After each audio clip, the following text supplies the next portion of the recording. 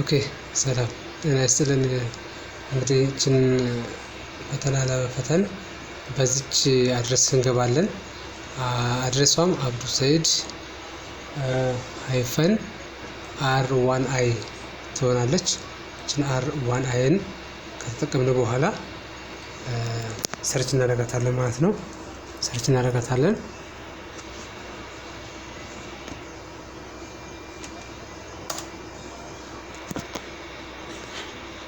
ሰርች እናደርጋታለን። ልክ እንደዚህ R1I ሰርች ስናደርግ ይሄኛው ይመጣልናል ማለት ነው። ይሄኛው ገጽ ይመጣልናል። እችን ክሊክ ማድረግ ነው። እችን ክሊክ እናደርጋለን። ኦኬ ክሊክ አድርገን በኋላ እነዚህ ይመጡልናል። የዛሬዋ ሊንክ እዚህ ጋር ነው የምናገኛት።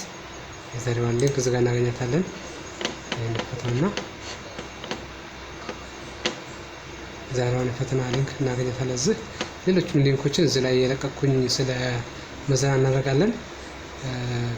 አንዳንድ ዲጂታል ሙያዎችንም እንደዚሁ ማየት እንችላለን። የዛሬዋ እቺ ነች፣ ፎርሟ እቺ ነች። እቺን ክሊክ በማድረግ ወደ ፎርሙ መግባት እንችላለን። ይሄ ካደረግን በኋላ ይከፍትልናል ማለት ነው። እንጠብቀው ትንሽ። ከዛ ፎርማችን ትመስላለች። እቺ ናት የፈተና ጥያቄያችን። ስለዚህ እችን ጥያቄ በአግባቡ መሙላት ያስፈልጋል ማለት ነው። መጀመሪያ በመጣልን ጥያቄ መሰረት የሚመጡልን ጥያቄዎች እነዚህን መሙላት ነው።